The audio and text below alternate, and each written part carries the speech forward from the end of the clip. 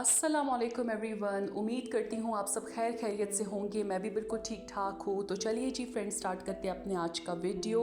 लेकिन उससे पहले मेरी आप सबसे एक रिक्वेस्ट है कि काइंडली प्लीज़ मेरे चैनल को लाइक, शेयर एंड सब्सक्राइब करें और वीडियो को एंड तक देखिएगा।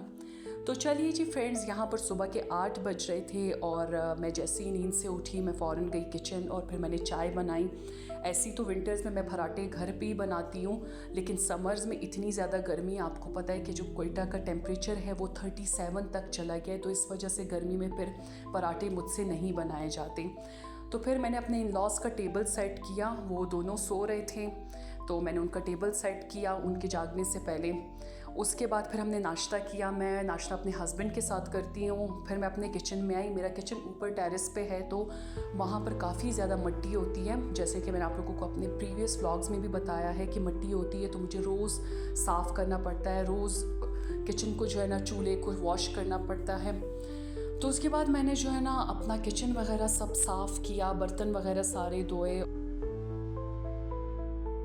किचन साफ़ करने के बाद फिर मैंने अबराम के लिए मैगी नूडल्स बनाए, क्योंकि मैगी नूडल्स अबराम को पसंद बहुत है। लेकिन इसकी मैगी नूडल्स की वजह से मुझे हमेशा डांट पड़ती है मेरी सास से। वो कहती है कि Maggi is not good for health. तुम खुद तो खाती थी, तुमने बच्चे को भी आदत लगवा दी। क्योंकि जब अब मैं ना बनाऊँ ना, बच्चा ज़िद कर रहा होता है, बार बार मांग रहा होता है, फिर मेरे हस्बैंड इस चीज़ से काफ़ी इरिटेट होते हैं ना। वो कहते हैं कि बच्चे को जो है ना रुलाया मत करो, बस वो जो मांगे उसे दे दिया करो। हालांकि अक्सर इस चीज़ पे जो है ना काफ़ी मेरी सास जो है ना मेरे हस्बैंड को भी डांट लगाती है, लेकिन अबराम काफ़ी उनका जो है ना लाडला है, तो इस वजह से फिर वो कुछ कहते ही नहीं हैं।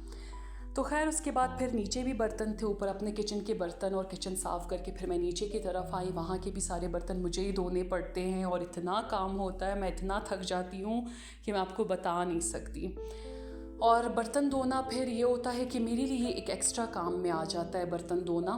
क्योंकि जब मैं अपने मायके में थी, मेरी शादी जब नहीं हुई थी, वहाँ पर भी हमारी मेड आती थी बर्तन धोने के लिए, और यहाँ भी आता था। लेकिन खैर मैं अपने बर्तन तो खुद ही स्टार्ट से ही धोती थी, लेकिन मतलब अभी जब हेल्पर नहीं है तो वो भी धोने पड़ते, अपने भी धोने पड़ते, और ये एक एक्स्ट्रा काम होता है मेरे लिए।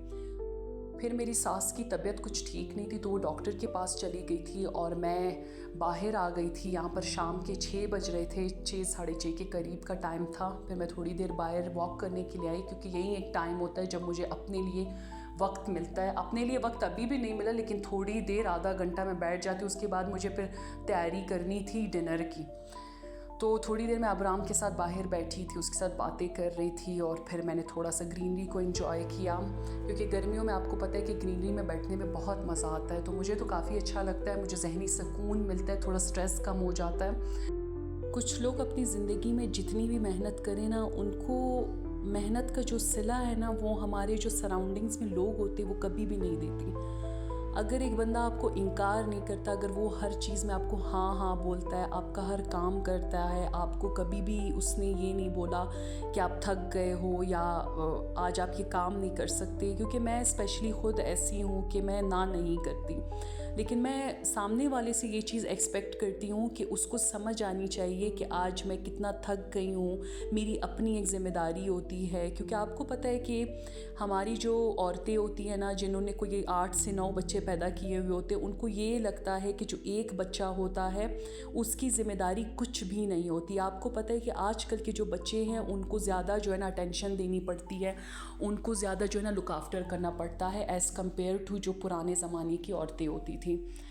तो खैर ये बातें तो इस पर हम एक डिटेल वीडियो बनाएंगे, डिटेल इस पर एक डिस्कशन करेंगे। उसके बाद फिर मैंने डिनर की तैयारी की, और डिनर में मैंने बनाया chowmein, chicken chowmein. It's not chicken chowmein, sorry, it's vegetable chowmein. मैं चिकन चाउमिन खाती नहीं हूँ क्योंकि मुझे चिकन का जो फ्लेवर है वो अच्छा नहीं लगता।